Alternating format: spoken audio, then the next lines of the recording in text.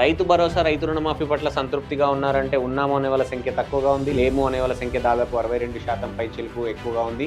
రైతులకు సంబంధించినటువంటి జహీరాబాద్ కూడా ఇప్పుడిప్పుడు కొంత అర్బనైజ్ అవుతా ఉంది. ముఖ్యంగా కొంత అక్కడ పరిశ్రమలు రాబోతా ఉన్నాయి. కానీ ఇప్పటివరకు కూడా గ్రామీణ నేపథ్యమే వెనుకబాటుతనంతో ఉన్నటువంటి నియోజకవర్గం.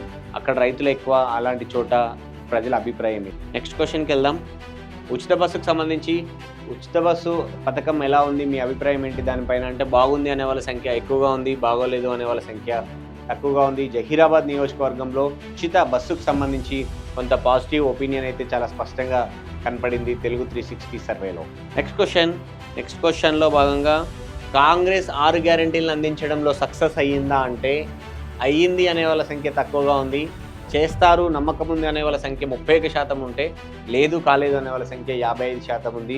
సో లేదు కాలేదు అనే వాళ్ళ సంఖ్య ఎక్కువగా ఉన్నప్పటికీ కూడా చేస్తారు, కొంత సమయం ఇవ్వాలి కదా, ఆయనలో వచ్చి 2 ఏళ్ళు అయింది కదా, చెప్పినవన్నీ చేయడానికి టైం పడుతుంది కదా అనే వాళ్ళ సంఖ్య కూడా ఎక్కువగానే ఉంది జహీరాబాద్ నియోజకవర్గంలో.